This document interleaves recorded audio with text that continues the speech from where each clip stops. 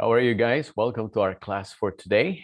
I'm so glad that you are with me, and I hope you guys are ready to learn new things for today because you are going to apply these concepts that we'll be talking about today in many aspects of life, especially in business, corporate, and even in academic. Are you ready?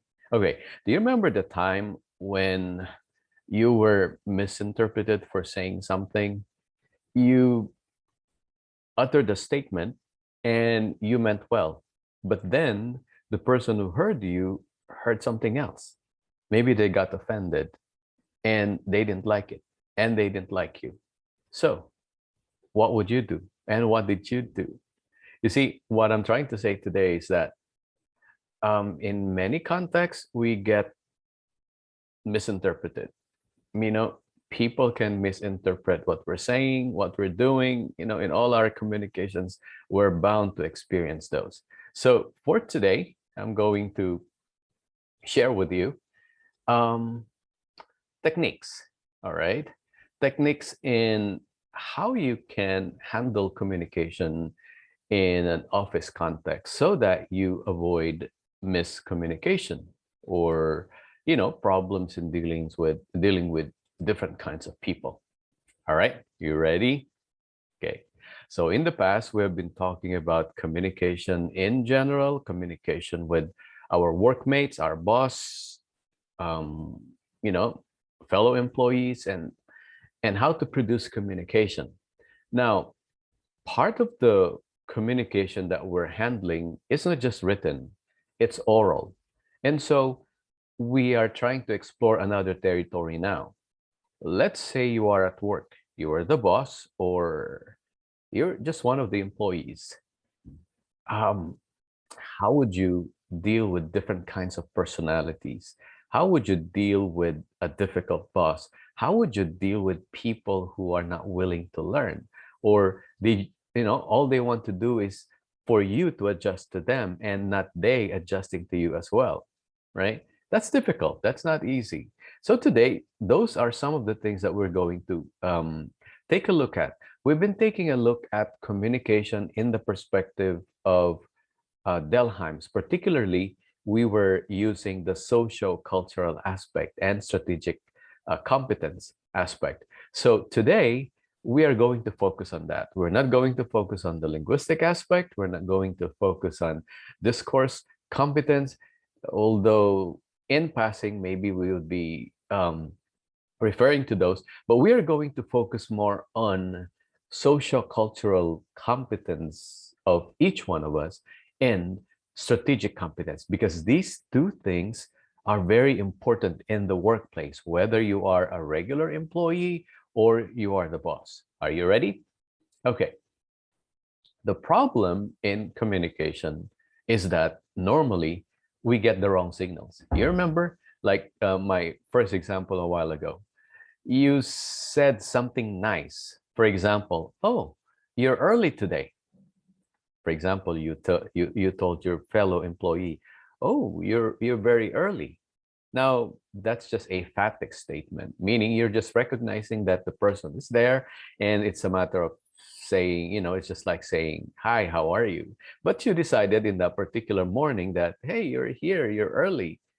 But to them, probably they got the wrong signal, or they would get the wrong signals and would think, what does he mean? Or what does she mean? Does she think that I'm irresponsible? That, I'm always late? Sometimes they would react. Sometimes they keep quiet, right? What's their problem? They have social-cultural competence problem. So when a person is a bit touchy or sensitive, sometimes it has to do not just with their personality, but their socio-cultural competence, meaning to say they look beyond what is being given them or what is being presented. So all you meant was, I'm glad you're here and you're early, but because you did not give additional information, pieces of information, what they got was um, what you have been observing of them is that they have been late and maybe they're irresponsible, etc. That's what I'm talking about. That's why we need to study socio-cultural aspect, the social-cultural aspect of communication, because there's a lot of that in the workplace communication. All right, take a look at this. Just to illustrate um, miscommunication. So depending on where you place yourself, right? This person would say, this figure, this number is 6. That's because this is where he's coming from this perspective. But then this person would say, no, it's 9. And because he's relying on his perspective as well. That's how he sees the number. And this guy, he sees the number as 6, and they are both right. What are we learning here? Many times in communication, it's not a matter of who is right and who is wrong, but it's a matter of understanding the other person's perspective. Are you with me? It's not a matter of, who is wrong and who is right. And many times we fight because we don't want to accommodate the perspective of other people. And without you knowing it, you're both right. You just have to understand each other. You just have to listen to each other. Or maybe this person in pink will have to come over here and would probably understand that, oh yeah, my friend, you're right, it's 9. Sometimes we have blind spots, right? We are blinded. And so it takes another person for us to understand what is really the truth, or what is it that they're really trying to explain. Sometimes we need to listen and be in their shoes. And when we do that, we would be able to understand. And we are demonstrating what? Socio-cultural competence and strategic competence. All right. You see, miscommunication has to do with strategic and socio-cultural competence, and a little bit of the other two that I have mentioned. What about this? This person here says, I see 4 sticks or bars. Okay. And he's right. If you count them, right? 1, 2, 3, 4. But this guy would insist, no, there are only 3. See, you come over here. Or probably this guy, no, you come over here and there are 4. And then again, you would say they're both correct. So then what are we learning in terms of communication? Whether it's in the office, family, academic, wherever you are, miscommunications are bound to happen. What's the secret? Just make sure we understand where the other person is coming from, and we try to listen to them. And perhaps, even if we don't agree, let's agree to disagree. Or maybe just say, oh, okay, I understand what you're trying to say, but you're not agreeing. What's important there is you're accommodating the person, you understand them, and you are with them, because as we learned in the past, relationship is very important in communication, because if the relationship is broken, there are some cracks there, you won't achieve a lot in communication, right? Between you and your friend, and you're not talking, there's a project to complete. You think it would be easy for you to complete that job? No. The same is true in let's say in the house. You're not talking to your brother or sister, or you're not in good terms with one of your parents, your father or your mother. It's not gonna be easy living in that kind of home, right? When you do your chores, probably you would be stumping your feet, etc. There's no peace, right? But if you try to listen to them, if you try to be more understanding, focus on the relationship rather than who is right and who is wrong, then you'll realize that, oh, that's better. Because sometimes it's not really about who is right or who is wrong. It's more important to focus on the relationship. And that's what you need to learn in life, okay? In general, and in the workplace. Okay, are you with me? So suppose you read this. Let me move my camera. Suppose you read this um, instruction: toilet out of order. Please use floor below. So if you're a person whose language is not English, or is not your first language, probably you're bound to misunderstand this. Okay, the first one you understand: toilet out of order. Based on context, you use your linguistic competence, And discourse competence, oh, okay, the toilet isn't working, so I can't use it. But then when we move on to the second line, let's take a look. Please use floor below. Now, what does it mean by, we understand the phrase please use, but the floor below will have a different meaning to a person who's probably his language is not English. Okay, maybe they're Japanese, Korean, or any other language, even Filipinos, maybe. Okay. One implication is, I was laughing when I saw this. Um, one implication is that, oh, does this mean that I can do my thing here on this particular floor because this is the floor below. This is floor and it's below. That's a problem. But for those of you who are good in discourse competence, you know that it's saying there is another flow. There's another floor below this toilet, and you go there. What's the problem here? Well, the problem here is that we are not all this, on the same page when it comes to understanding something. One person has a different meaning, another person has a different interpretation. Okay. Also, the communicator was not very careful, right? Because the way this is written, the person did not anticipate that some other people might misinterpret it. So our goal now in our communication is that as much as possible, guys, we anticipate breakdowns. Okay, we anticipate breakdowns, miscommunications, and we avoid those. That's our responsibility. Okay, whether or not we're students, it doesn't really matter. Okay, what's important is that we anticipate possible problems and then we avoid them. All right. We won't do this because we're not doing synchronous sessions. All right. So my question for you, but maybe I can go back there. A question to think about is, what do you think causes miscommunication? Um, Aside from those that I have given you. Okay. Now, effective communication is very rare. It's rare, okay? Just rare there, okay? Effective communication is rare in almost every aspect of life. Why is that? Well, we're selfish by nature. And so sometimes when we read something or we hear something, we want to interpret it the way we want to interpret it. And it's not really a problem. I mean, there's nothing wrong with that, except that when we try to focus more on ourselves, miscommunication is bound to happen. So in order to avoid miscommunication, as I have already told you, there are two things you need to do.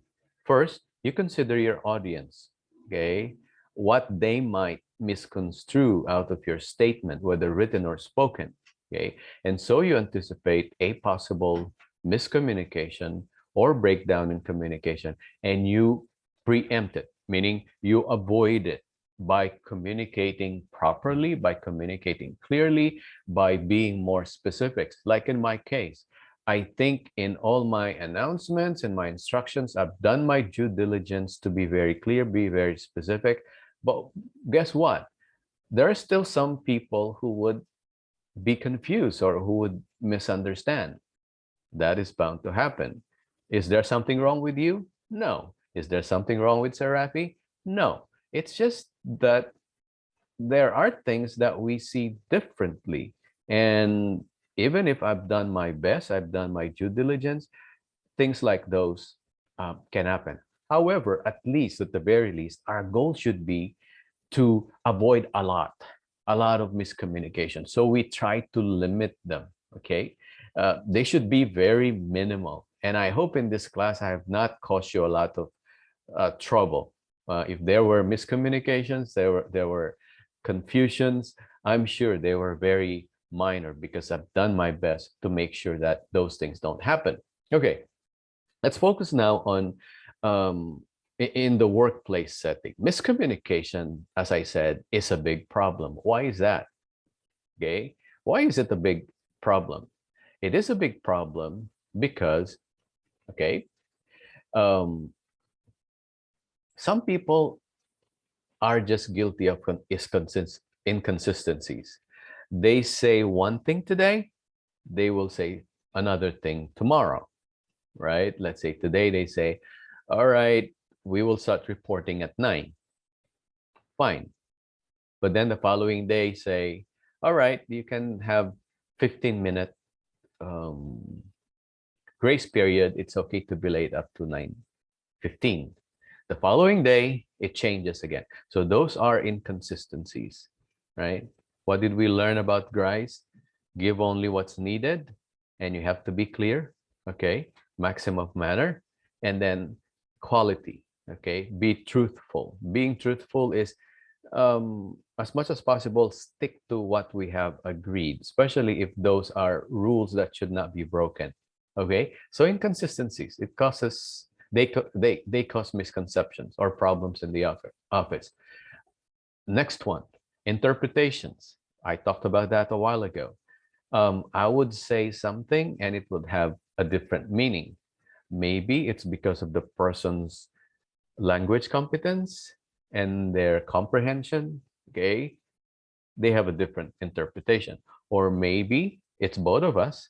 Maybe aside from your problem, I also did not do my part, my best, okay, by making sure I was very clear. I was following Grice's maxim of manner, right? Or maybe I was not so relevant.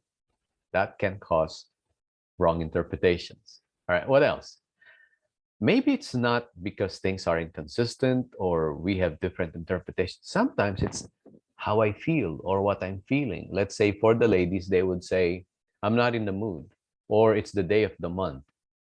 Okay. So those things and maybe problems at home, your own problems. Some people go through mental conditions, depression, anxiety, worry, or they're just sick physically, like they have fever or even COVID, right? COVID. So all these things, they can cause emotional problems or breakdown. And these emotional variables can affect the way we communicate.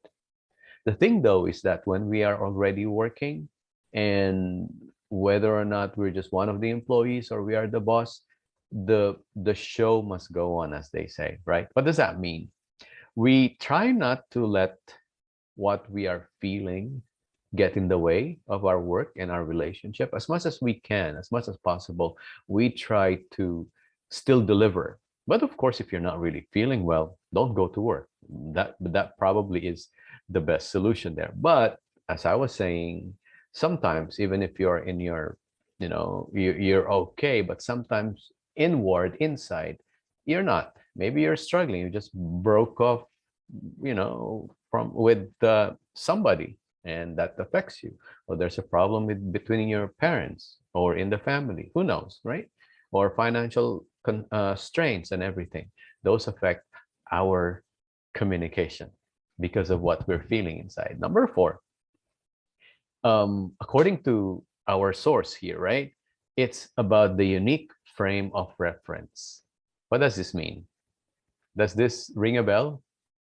It's about your unique frame of reference. Remember in the past, your parents probably, they use a, those cameras that are, but some digital, some analog, where you take a picture and then there's an, what do you call that? Is that the aperture? Where you, the lens, I think, or okay, whatever that is. You look through that and you base whatever is inside that frame is actually would be the product of, it will be your picture. But if it's not, if it's outside, then take note, it will not be in the picture, right? You have to be there within the frame in order to be included. Now, why am I saying this?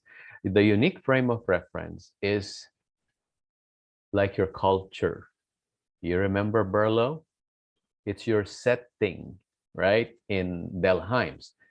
People are coming from different kinds of perspectives, beliefs, customs, traditions, ideologies, etc.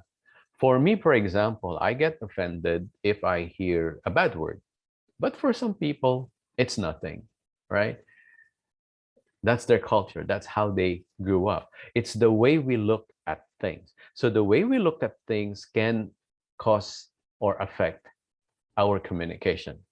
And so if we hear our boss and he talks or she talks in a way that, it's kind of offensive to us, maybe they're not being careful, they're not following the politeness theory. And so what happens? Um, your frame of reference is that that's offensive to me. Okay. Like they make some gestures. If they point at you, that's offensive to me, you say. But to them, their frame of reference, as far as they are concerned, pointing is nothing wrong. It's just like when I'm buying. What do you want, sir? I want that, I want that, I want that. I'm just pointing, I'm directing. So I'm talking to you, I'm pointing at you.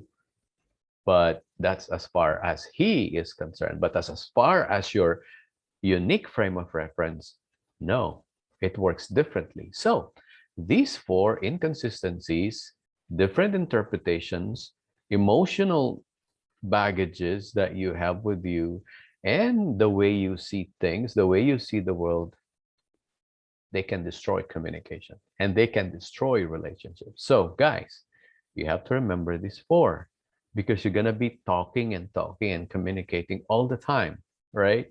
You'll be at work, you'll be in the workplace, you'll be running your own company, your business, you'll be working with people, you'll be leading your team. Remember these four, okay? Now, number five, what we went through in life will also dictate the way we communicate and the way we understand other people's communication. It's related to number four. For example, um, when I was young, for example, I was called this particular names. And so if by accident you use that particular label, for example, I used to be called, example only, I used to be called lazy. All right. And so if you call somebody lazy or you call me lazy, then I would probably fight with you. Or if not, I would probably get very offended or just be very affected. Probably I'd be paralyzed. Why is that? Because when you were growing up, you were used to be called names or, all kinds of labels and um, being lazy. Or probably you were bullied a lot. And so when somebody is very mean to you in the office, you shiver, you get affected, you get shattered, and you can't work, right? Life experiences. Or maybe because of those experiences, sad experiences of yours, you try to avoid confrontation. You try to avoid being insensitive, and that's good. Or sometimes you imitate. Unconsciously, you repeat what was done to you. That's because of your own experiences. You with me? Okay. Take note of these because they will affect your communication wherever you are. All right. Now, um, according to Harrington, I think this is where we got this. Communication is an art. Okay. It's not a science. I would agree with him 50%. Okay. Communication is also a science, meaning we study it. That's why this course is purposive com because we're trying to study communication. And there are things to learn in communication. All right. So that makes it science. It can be investigated. But I like the fact that he says communication is an art. In that aspect, I agree. What do you think? What is your perspective? You would agree with me that communication is an art, meaning you need to master it. By the way, when we talk about art, some people would say art is not for me, like drawing, painting, singing, dancing. Those are examples of art. Yeah, but art is something that you can learn. Art is a skill that you can hone, right? Speaking, for example, is something that you can hone. When I was new in broadcasting, I wasn't that proficient. I wasn't that confident, but I had to learn the art of communicating, of speaking, of having the right, modulation, the tone, the pitch, the speed, etc. That's part of the art of communication. But there is more to the art of communication. When you observe those four and you consider them, and you try to be sensitive to the other person, which we learn in Grice and in the politeness theories that we discuss, right? You don't impose, you give options, you be friendly, according to Robin Lakoff, then we are learning, okay? So communication has to be others centered. It has to be audience centered. According to Berlo, right? You have to consider the person's culture, social system, right? And the rest are your responsibility. You have to have communication skills, you have to have the knowledge, and you have to have the right attitude toward your work, toward other people, etc.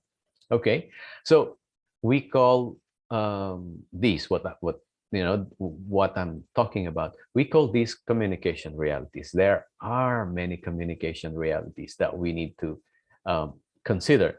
These are also filters. We use a lot of filters in communication, right? These five that I've given you, they are called communication realities. They get in the way, they affect the communication. They are also filters. Whenever we speak, whenever we communicate, these are with us. We use them, our experiences, our interpretations, our feelings, emotions, etc. They're there. They're part of what we're doing, known as communication. Therefore, we have to be aware of them. Okay, let me give you more details. Let's talk about technical people. Okay, technical people, professional people, they're very intelligent, like engineers, doctors, etc. They're into inventing, for example, or they're good at designing and improving something or fixing things in the office or in the business world or technical world. But it doesn't mean that even though they're so intelligent, they are good at communicating, right? Even though they are highly trained and professional, they don't have the skill in communication. So what's the point? It's one thing to have the technical know-how, and it's another thing to be proficient or to learn the art. Okay, that's a better phrase there. To learn the art of communication.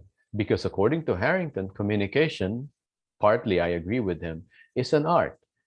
You may be good in a particular area of your expertise, but can you talk to people? I mean, can you explain the ideas? Imagine Sir Rafi talking about these difficult concepts in language and communication, and you can't understand them.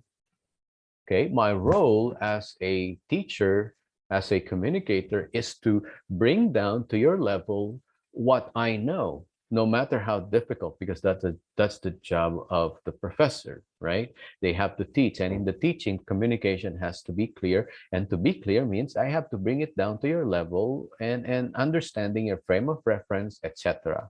Right? So that's a problem. It's good to know something, but we have to make sure we know how to communicate them, or at least we know how to work with people. Let not your expertise become a wall between you and the other person, right? So from isolation, these technical people are highly intelligent people. They are now thrust into environments that demand high levels of collaboration and extensive interaction. For example, you're an engineer, so that's STEM, right? Um, Science, technology, engineering, mathematics. These people, they're very good in their own areas, right? However, they don't have the so-called T-shaped skills. They might not be able to interact with humanities people, with teachers, with the carpenters, right? The workers in the office, the cleaners, okay? the painters. And if that's a problem, if that's their situation, that's a big problem, because in this world, as I have been saying, what we do is mostly, or everything is communication, right? So let's talk about the weaknesses in corporate communication at this time. Number one, what do you think? What are the weaknesses, problems in corporate communication? Um, Soft skills issue. What are these? People are good at the technical aspect. They can probably write highly technical material, okay, complete with instructions, etc. But you can't understand the instruction. It's difficult, right? Or that's just one thing. Probably they can do that. They can produce a very highly technical material, but then they are very insensitive.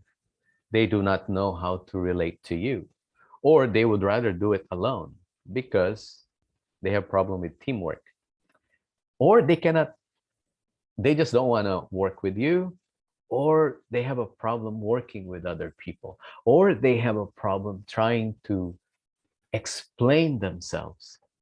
What is that? That's a soft skill issue.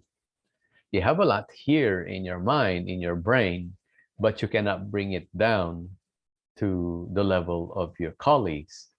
That's a problem. You cannot adjust. That's another problem that relates to soft skills issue. So communication to them is a challenge. How to interact properly, it's a challenge to them. Maybe they get angry easily. Maybe they get irritated easily. They get impatient because they expect you to know exactly what they know. All right? You remember the 5 communication realities that we talked about? This soft skills issue fall under those 4. Okay? They do not know how to relate to people. They're insensitive, they're unkind, or simply they struggle. How do I translate this difficult stuff, into something that you would appreciate or understand? Okay. Sometimes you would hear people speak English, please. What they mean by that is simplify your language. Sometimes their problem is not maybe the personality, it's the ability to simplify things. Sometimes you need to do that, right? What is that in Grice? Maxim of manner, all right? Being clear, right? Okay. Aside from soft skills issue, by the way, let me give you this. The reason why some people struggle with the soft skills issue is that they want you to be perfect when in fact they are living in an imperfect world. In other words, they want your writing to be perfect. Sir Rafi wants you to be good, but I don't expect you to be perfect. Okay, they want you to follow all these rules without making mistakes. But the thing is, that's not the kind of world we have, right? We all make mistakes and the world is imperfect. Therefore, why expect something that is exact when we are living in an inexact world? It's like your boss wants you to submit minutes of the meeting that is flawless. Is that possible? Maybe, but not all the time. Why? We live in an imperfect world. Okay, so that causes a problem. Okay, let me move this a bit. So what is needed is proper communication, learning for them to learn communication, how to do it properly, and how to learn conflict resolution. Where did we learn conflict resolution? Strategic competence, right? When you are able to address communication gaps, breakdowns, that's conflict resolution. Customer service. What is customer service? Customer is always right. meaning to say you always consider their perspective. It doesn't mean that they are really always correct. What it means is that even though they're wrong, you try to accommodate them. You try to understand them. That's what it means. We apply the four maxims of grace, okay? The three rules of politeness by Lakoff, and all the other politeness rules that we learn, okay? And if we do that, we'll be good at customer service. We'll be good at conflict resolution, and that would be a wonderful kind of communication, right? Dealing with difficult people. Have you lived with difficult people? They are always right, and you are always wrong. Those are difficult people. You are wrong, I am right. Okay? You follow me because I'm right. I'm correct. I don't make mistakes. Those are difficult people, and they're always angry. And what else? These people who have problems with soft skills, they need, I mentioned this earlier, effective listening. Meaning, effective listening is not just getting the actual text that you would need. No, active listening means being able to understand as well. So if you get them, you understand their perspective, that's active listening. Aside from, if you need the exact utterance that you need to write, that's good. That's being discourse competence. Competent, sorry. So what do we have here? These technical guys, some people who are experts and very intelligent, okay, they're good at delivering something. You give them something to do, fix something, they'll do it in no time. But they'll get angry in the process. I remember that. I worked in radio for a long time. And I had a colleague, he was an engineer. So it's an example, American engineer. We were having a live program, and it was being broadcast live. And his role, because he was an engineer, was to man the sound system. And in the process, he was not used to, to in a live production where you should not be making any mistakes because there should not be any dead air, right? Any instance of dead air. And he was under pressure, and I was there. I was instructing him. His name is David. David, it's the next tape. We were using cassettes. It's the next. No, it's the other one. It's the other one. And he was getting angry. Okay, getting angry with the situation. I felt at some point that he was getting angry with me. What's that? Is it about the person? Is it about his nationality, his ethnicity? Maybe. But also it has to do with his communication. He cannot and he could not adjust to the context, to the situation, to the people. But he's good. He's good as an engineer. He can take care of the entire radio station. And we were relying on him. But at that particular instance, his communication, I give him a fail, or I gave him a fail. You see, you may be very good at your task, but if you do not know how to communicate, that's nothing. I mean, you may be the best boss, but if you don't know how to communicate with your employees, you're a fail. Or maybe, Sir Rafi, this is my experience.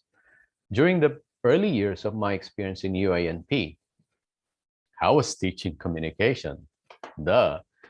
And I wasn't applying. I wasn't, I wasn't practicing what I was preaching, so to speak. In other words, I was so strict. And when you are so strict and high and mighty, you tend to be distant from people, and that's not good communication, right? You don't listen. You're always right. And I thought I was always right, and I was right. But that's not good, okay? That's not good communication. Good communication, especially for teachers, is that they have to be good listeners. They have to be nice. They have to be kind. That's why I've been learning to be nice with you and to be kind with you, okay? I would encourage you. I would tell you what to do. You can do this and do that. Why? Because I need to practice what I preach. And also I fear God, right? So I pray, right? I read my Bible. And God speaks to me. God teaches me through the Bible, through my devotional time. And so over time, I learned that, my students are my flock. They are my mini church, okay? And I need to take care of them, okay? I should not let anyone go wayward. That's why I tell my students, I do not want you to fail. And I mean that. Or I want you to get a high grade or high score. So try this again, or you submit again, or you submit this other task. And I mean those. Why? It's not just for the score. It's because I want you to learn. Okay? Because when you do it again, then you see your mistakes. Oh, this is what Seraph is trying to say. I have to apply this principle. I have to follow formats. I have to follow APA because I would need this in the future. I would need this for my other classes in UANP, etc. I mean that. Okay? And when I communicate kindly with sensitivity, with politeness, I'm not only following Grice and Lakoff and Brown and Levinson. Most of all, I believe, being a Christian, I believe I'm obeying God, right? I'm listening to Him because that's what I learned from my prayer time and from my, reading the Bible. So I have to change in terms of my communication. And it changed a lot of people. Why? They were happy in my class. They enjoyed. It was fun. What else? They had high scores because I helped them, and they helped themselves. They believed in themselves because I believed in them. And so my belief in them and their own confidence in themselves, and maybe they also pray, put those together. What do you have? You have good results, right? It all boils down again to communication. What about you? How do you communicate to your parents, to your classmates, to your professors? Okay. Are we demanding? Some students are like that, but not you, of course. I've had experience like that, but not in this class of yours. So anyway, they're good at on task. Some people, I was like that, but they are lousy in communication. But not anymore. Sir Rafi is, if I were to rate myself, and you will agree with me, maybe I would have a perfect score, right? Or almost perfect. So let's read this together. Typically, your training, education, and thought processes concentrate on what? The technical development or just the task. And you focus more on task and little or less on interpersonal issues. Wow. These are people who are task-oriented. And when people are task-oriented, we have a word in Tagalog, nasasagasa, like a car that runs over maybe an animal or even a person. When a reckless driver, they drive recklessly, of course, there's a possibility that they can bump somebody else's car, or they can even run over a body, okay, a person. That's the idea there. So when your desire is just to drive and reach your destination, you don't care if you hit somebody, or you know um, a person is run over by your car. Many of us are like that, or many people are like that. They concentrate on the tasks and they forget that they are dealing with people. That's a no-no. Let's continue. Though this preparation develops your exceptional technical capabilities, which is good, it generally leads to challenges when you are working and communicating interactively with non-technical people or in team environments. Simply put, while you need, these capabilities, you will have a problem when you're dealing with other people who are not of the same field with you. Again, if you're working with a painter and you are an engineer, I mean, how would you bring down your ideas to his level? Because he might not have the education that you have had. That's the problem. Okay. This reminds me, this not being so religious, but it just reminds me of my, classes in seminary. So that reminds us of what Jesus did, right? So from heaven, he came down. He had to learn Aramaic, the language then. And he had to be a carpenter. And he had to adjust to people, right? Adjustment, you call that incarnation. So we have to do the same thing. We have to incarnate ourselves. We have to adjust to the people around us in terms of, reaching out to them. Here's another quote. Many graduates of engineering and technology schools do not understand organizational dynamics, organizational change, or how to be effective in multifaceted organizations that are both business and technology driven. What's the point? Basic communication and presentation skills are also often lacking. They have a lot of ideas, very technical, but how to package them, they're having a hard time. They have a hard time putting them together so that they would be understood by their audiences. No, they have a problem. They don't have organizational dynamics. They do not know how to lead people. That's a problem. They do not know how to stoop down. Okay, if there are changes, they can't accept the changes. They get angry. Remember David, my colleague, the American engineer. And then how to be effective in different kinds of situations, right? That's a problem. Okay, so you're learning something, you let me know. Okay, this is from Haggerty of Carrier Corporation, and she says they need the skills to what? They need the skills to understand their audience and how to build the presentation to fit the group. Now, let's just focus on the understanding.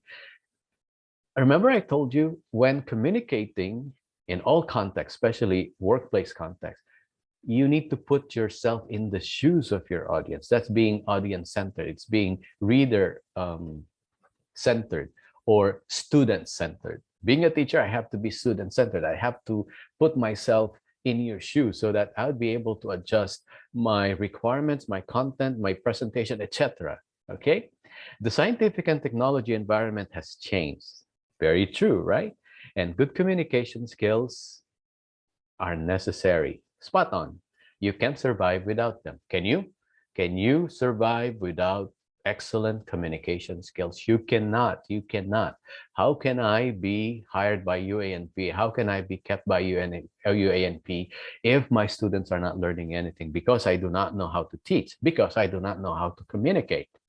Are you with me? So, Haggerty is correct. Now, I have some more. What else is the other problem aside from soft skills? Number two is some people would undermine the others. I'm not giving everything here, okay? All the rest you can find them in Harrington. What does that mean? Okay, there is this, okay, this is us. We are the engineers. And this is them. This is you. So we are not really of the same mind. We're different. And so don't expect us to reach out to you or don't expect us to be the same with you. When it's really hard to work between the two of us, the two groups, we can't really work together. We'll just work on our own and you do your own. But it doesn't work that way, right? In communication, the real world, you have a combination of many people and you have to work together. If your manager has this expertise and you have a different expertise and you are brainstorming, how would that, what would happen? Okay. If the boss would not recognize your own expertise and probably what you're offering is better than their, resolution or solutions, what's the problem there? This is the idea of us versus them. It's you undermine the others. I'm more superior, you're lesser superior. I know better than you, right?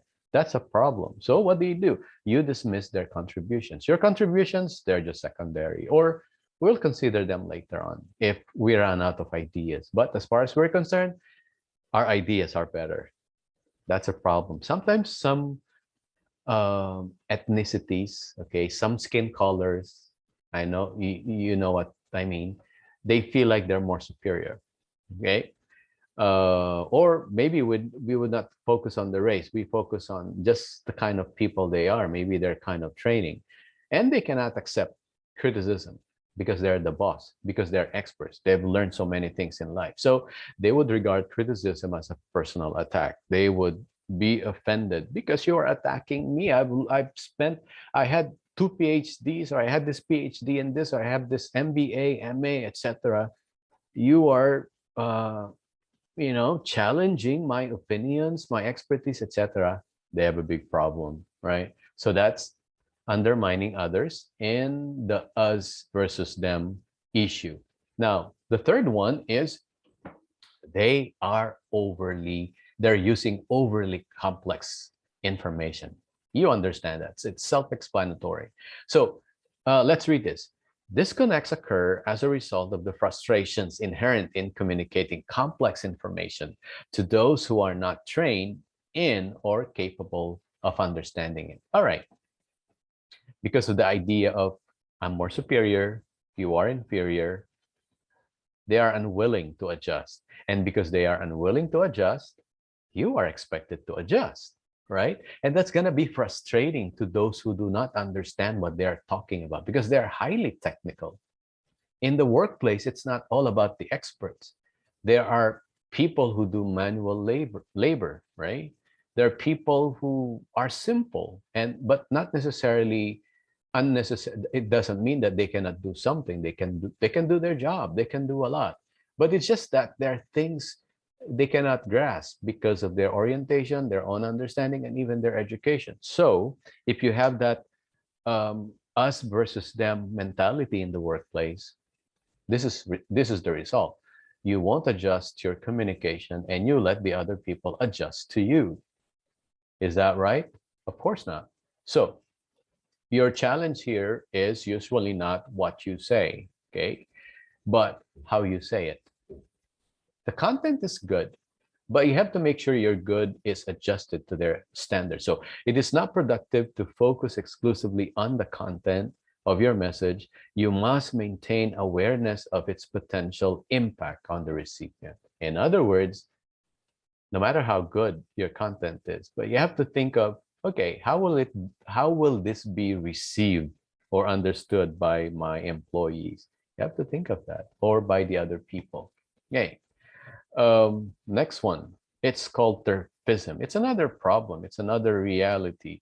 That's why there is communication problem in the office, in the workplace situation. What's this? Terfism is, it's related to what we discussed a while ago. But this one is because I'm an expert, this information is mine only. Anyway, you won't understand it. It's just us. It's just for us. So they don't share it. In other words, they just share a little maybe, but not too much. They won't be explaining. Aside from the fact that they probably have a hard time explaining things, they put a wall. They don't really want to share. So third-fism means you're protecting personal boundaries or territory, and you refuse to allow others to make contributions in the project, for example, or participate.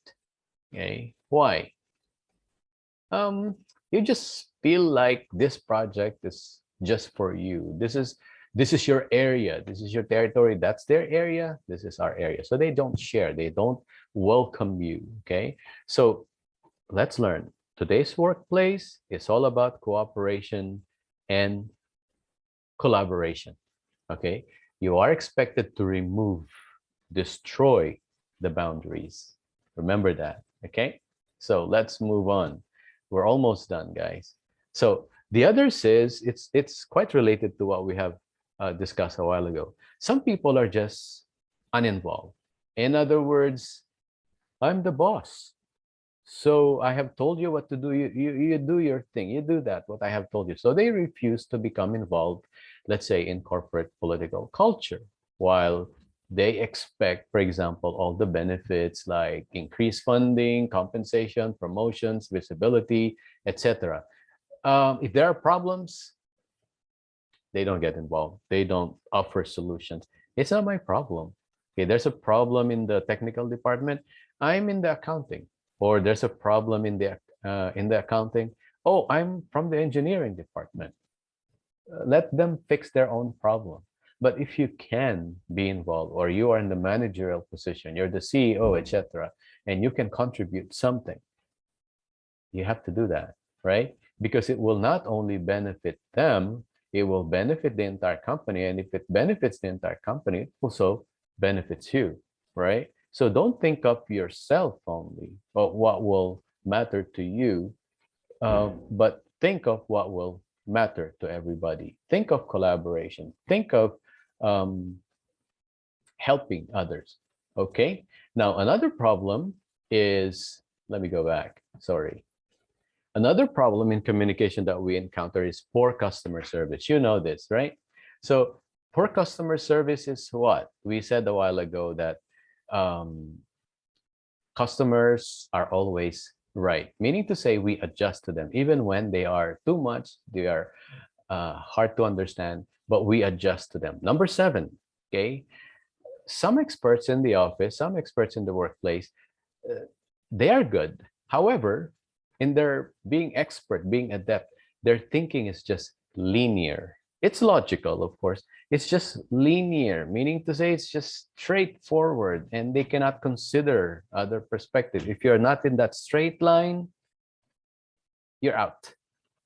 Okay, you don't belong. And we don't have room for you. They're logical. This is the order. You have to follow it. But if you say, you can also do it this way. No, this is the logical way. This is the right way. It's just like they might not like the shortcut. Let's say you go to SM Mega Mall. So there are many ways to go there, right? Depending on where you're coming from. But for them, they say, no, you go through EDSA. But I'm coming from Ortigas Center. Do I need to go all the way to EDSA? No. That's what we say here. To them, it's a no frills. They have a no frills mindset. Okay. And this may lead to a communication style that is confusing and abrasive, meaning to say offensive. It's offensive to you, the words that they use, their manner, their behavior. It's blunt. They're abrasive, very strong, sometimes even rude. Okay. So you just have to follow this because they're task oriented. This is the way.